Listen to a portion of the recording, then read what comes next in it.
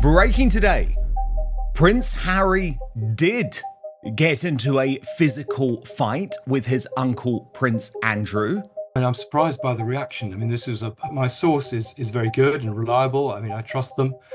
I do believe it. Harry has been hot-headed. I believe it was a former nanny that once spoke to a publication, I can't remember which one it was, but said that Harry was angry from birth. He's always had a hot temper on him. We've seen him fight with photographers. We've seen him try and fight with people outside of nightclubs in his youth. Have you ever noticed how the biggest secrets often sit right in front of us, completely unnoticed? Take that unforgettable moment when Meghan Markle, standing just a few feet away from Queen Elizabeth, reportedly leaned toward Harry and whispered, "Who's that next to your grandma?" Can you believe that? Are we really supposed to think she didn't recognize Prince Andrew, the same man splashed across magazine covers, royal broadcasts, and always walking beside the Queen for years? No way. And then you'll see why Harry left him with a bloody nose. Now, this was an extraordinary encounter in... Either Meghan was the most clueless royal girlfriend ever, or she was pretending not to know what was going on. Because this isn't just about one awkward question, it's about a whole trail of receipts, secret links, private jet rides, mysteriously erased interviews, and a string of eyebrow-raising coincidences that make you stop and think.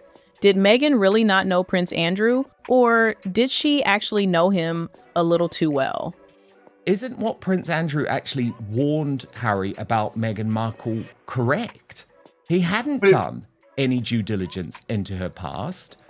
Let's go back to a cold winter night more than 10 years ago. A UK journalist recalls having a drink with Meghan Markle back when she was still chasing fame and doing everything she could to break into the British press. No one else from the media bothered to show up, but he did, and that meeting would become unforgettable. She was an opportunist. I mean, the age thing, I don't necessarily agree with him on, but the fact is, I mean, very few people within the royal family, Andrew, would disagree with Prince Andrew. According to him, Meghan wasn't the confident duchess in waiting everyone would later see. She came across as quiet but calculating, opening up about her messy divorce and a love life that wasn't going anywhere. Then, suddenly, she mentioned Ashley Cole, the football star known for his wild reputation and explosive split from Cheryl. The moment she realized the journalist already knew every detail about Ashley's private world, her face changed completely. She wasn't there looking for romance. She was there searching for media connections. That marrying Meghan was the biggest mistake Prince Harry ever made. So weirdly, I actually felt reading this part of the book, I was like, well, no, Andrew, you did the right thing here. She wanted attention, plain and simple, and Ashley Cole was just another step on her climb to the spotlight. But wait, the pattern doesn't stop there. Meghan has always claimed she studied abroad in Argentina during college, right? Sounds fine at first, but here's the twist. She went straight from that brief time in Buenos Aires to another stay in Spain. There was no official school exchange, no mention of a host family, yet somehow the university overseas proudly posted about hosting Meghan Markle. And strangely enough, Meghan never brings it up. Or rather, he was being held back by his bodyguards. It always reminds me of the cartoons of let me at him, but he knows that he is obviously heavily protected. Why? Because those months weren't about studying, they were about luxury and access. Meghan was reportedly yachting across the Mediterranean, mingling in circles that most college students could never reach without a billionaire's invitation. According to former sorority sisters, she disappeared in 2001, saying she was off in Thailand surrounded by wealthy men. And the name that keeps coming up is Joan Elias. You won't hear much about him on the news, but among the elite, his name carries quiet power. Last week, that there were lots of threats to him before publication in regards to the Meghan Markle bullying allegation, but then... He's close to Prince Andrew, very close. The kind of close where they traveled together, including a trip to Thailand back in 2001. Now, picture this. Young Meghan Markle, supposedly broke, suddenly leaving university mid-semester for luxury yachts and glamorous getaways. At the same time, Joan Elias was known to pop up at Meghan's sorority parties in the States, casually mingling with starstruck students. It's starting to sound less like coincidence and more like a carefully woven web, don't you think? Tash, when you look at Prince Harry's background, and I want to come to this in just one moment, I mean, everything about this story of him giving Prince Andrew a bloody nose. Because things only get messier from here. Jump ahead to 2012, Meghan suddenly appears in Hong Kong, and remember, she wasn't a major star yet. Suits wasn't even a global hit at that time, but somehow she's flying business class, getting first-class treatment, and landing flashy interviews. And here's the kicker. There were whispers that royalty was in the same building. A clip once existed where Meghan mentioned royals being around during her Hong Kong trip. But that footage has mysteriously vanished. To me, rings true. I mean, this is a guy who has admitted himself huge violence towards bodyguards, security guards, people trying to look after him, who's admitted that he got into a physical fight with Prince William too. Want to take a wild guess who else happened to be in Hong Kong at the exact same time? That's right, Prince Andrew. Now, no one's officially saying they met, but notice how no one's denying it either. Especially not Meghan, who stayed completely silent about that entire trip, starting to feel the pattern yet? Because the deeper this goes, the more that innocent little "who's that next to your grandma" moment starts to look less like confusion and more like a perfectly planned performance. So the thought of Harry getting into an argument that quickly turned into fisticuffs with his uncle, it doesn't surprise me at all. And yes, I do believe it. Harry is, and he always will be. It's the kind of performance that helped rewrite her past into something shiny and easy to swallow. But when you start peeling back the curtain, the hidden connections, the travel trails, and that conveniently vanished footage begin to tell a very different story. And believe me, you haven't even heard the wildest parts yet. There's something almost chilling about how many elite doors Meghan Markle managed to walk through long before the world even knew her name. Just look at the 2013 Novak Djokovic Foundation Gala in New York, a charity event so high profile it attracted royalty, fashion icons, and the biggest stars in Hollywood.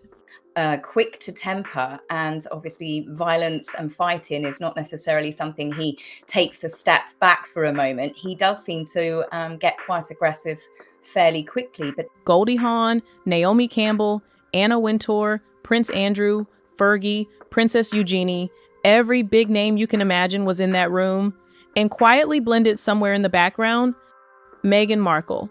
But here's the real twist. There are no official photos of her, none at all.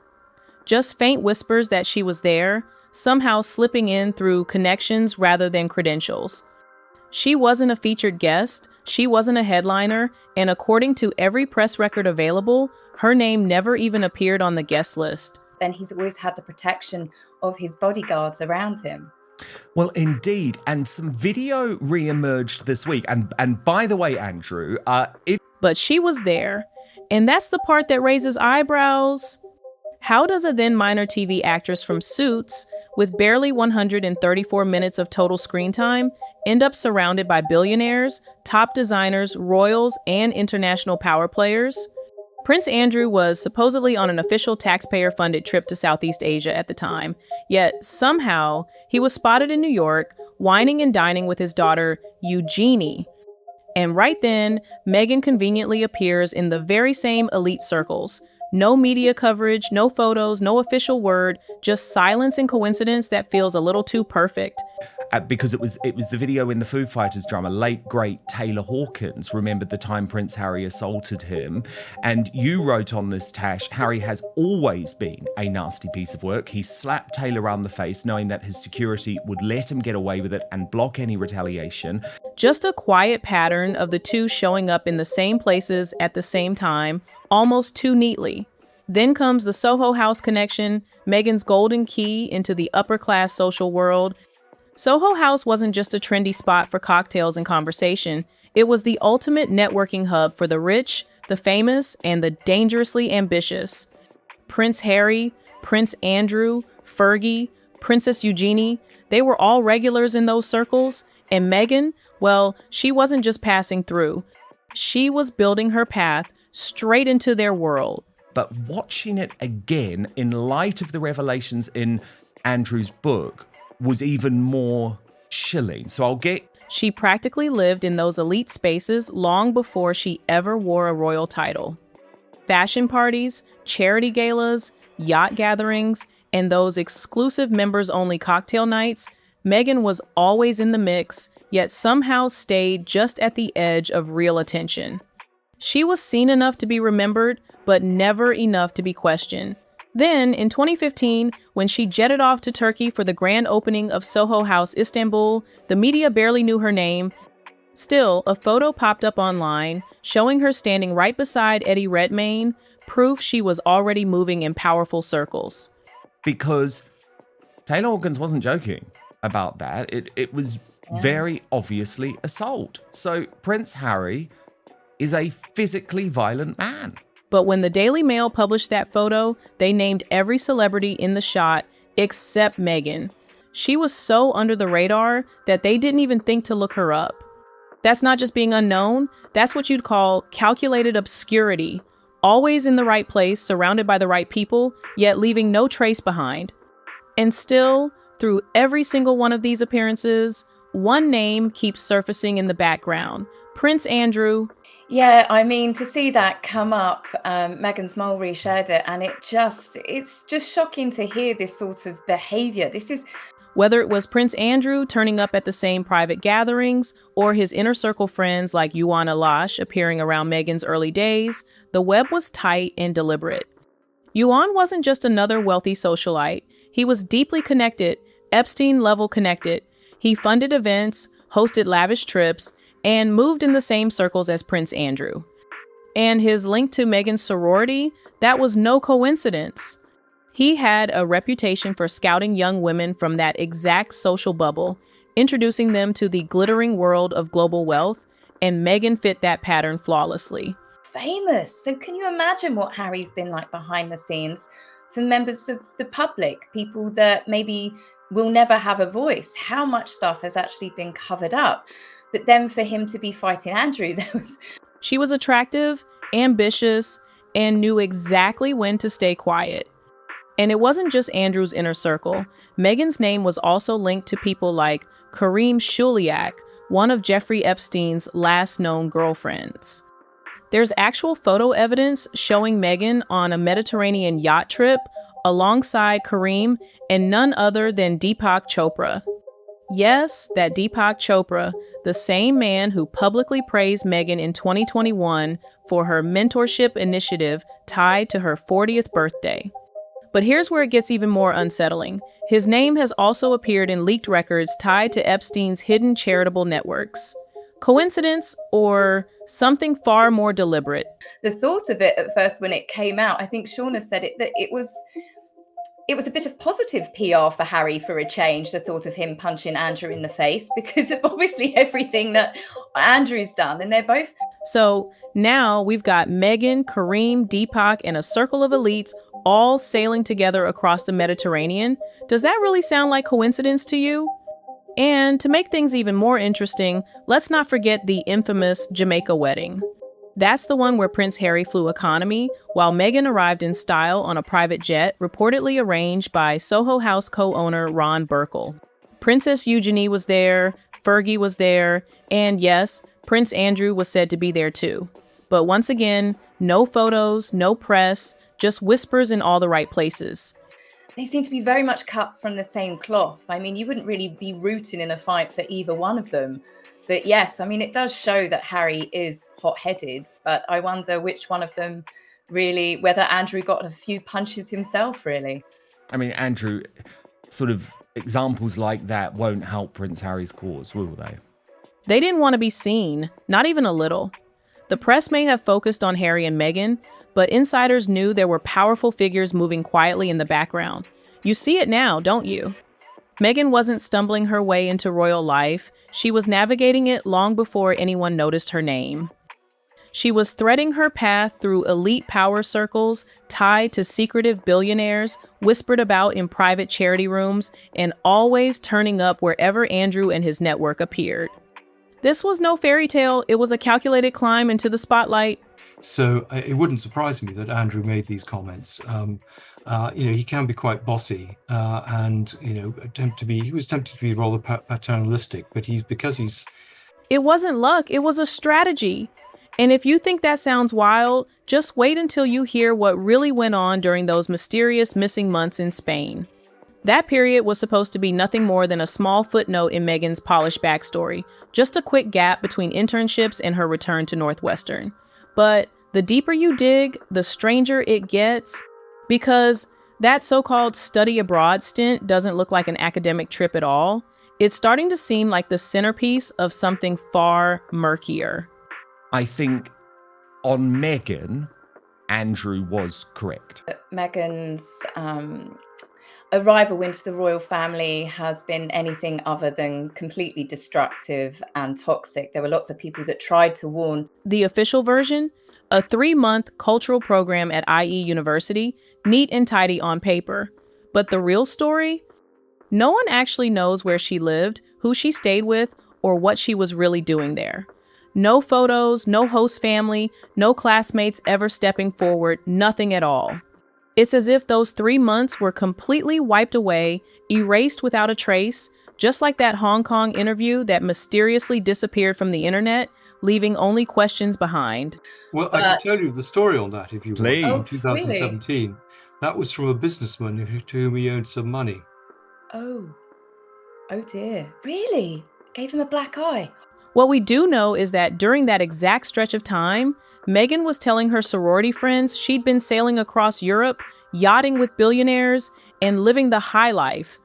She claimed she traveled to Thailand and met powerful men who changed her life. Back then, nobody took it seriously. It all sounded like another over-the-top story. But now, that same timeline is starting to line up a little too perfectly with the period when Prince Andrew and Yuan Yi were moving through those same luxury circles. Oh dear. So we can lay that one to rest. And Andrew, what's... Lash and his circle were traveling through Asia and the Mediterranean, always bringing their hand-picked guests along for the ride, and the people surrounding Meghan during that period were anything but ordinary. These were figures deeply tied to Epstein's world, including Corinne Shuliak. Her appearance on those same yachts, right beside Meghan, was no coincidence. Shuliak wasn't some random social guest. She was reportedly Epstein's last serious girlfriend, someone fully embedded in that shadowy network. And that photo of Meghan in the Panama hat, sitting casually on the yacht beside Shuliak, that image says far more than words ever could. Andrew just completely not prepared to give it up. Now, I, for my reporting over many years, have spoken to people close to Prince Andrew who say that's true. He has absolutely no intention to give it up. That's not some innocent vacation photo. It's a glimpse into a world most people only ever hear about through courtroom testimonies and sealed files. And then there's Deepak Chopra, once again appearing in Meghan's orbit in this strangely public yet completely untouchable way. He's posting about her birthday, praising her mentorship initiative, always keeping it polished and positive. But behind that image, his name keeps surfacing in the same Epstein-connected charity networks that were quietly shuffling money behind the scenes. The overlap isn't random, it's too precise to ignore. Why is Fergie still so close to him? Like, is it a commercial thing or is there genuine love? This isn't rumor, it's receipts, real ones. And what's truly disturbing is just how much overlap there actually is. Even more unsettling, the way Prince Andrew kept showing up at private gatherings where Meghan just happened to appear, Soho House, Istanbul, the Djokovic Gala, Hong Kong, New York, London, it's the same pattern every time. Andrew was always there, but never on camera, and Meghan was always invited, yet somehow left without a trace. The coincidences are stacking up, and they're impossible to ignore. No, there's no relationship there except, they're a co-parent. They call themselves co-parents, co-grandparents. And I think there's been a relationship there for a long time. Meanwhile, Prince Harry had absolutely no idea. When he finally met Meghan, he fell for the image, the polished Instagram posts, the charity trips, the humanitarian glow. But this wasn't some charming love story. It was a slow-moving strategy years in the making. Meghan had been circling Harry's world for over a decade, moving quietly and deliberately through his uncle's inner circle. And what's most revealing isn't just the connections, it's the deafening silence that surrounds them all. I mean, they kind of play with the media because, of course, it's very good for their poll ratings. Every time that they're going to get together, they go up. But, you know, the whole rationale of her relationship with Andrew. Meghan never brings up Spain, never talks about Thailand, and never mentions those yacht trips, the so-called host families, or the private jet invitations. Even though those stories could have made her look worldly and impressive, you'd think she'd be eager to brag about being cultured, well-traveled, sophisticated, but she stays silent. And maybe that silence says everything, because too many of those memories are tangled with names no one wants to explain. When you zoom out and see the full picture, it becomes clear. Meghan didn't just stumble into royalty. She maneuvered her way into it, carefully, quietly, and with access that few could ever dream of.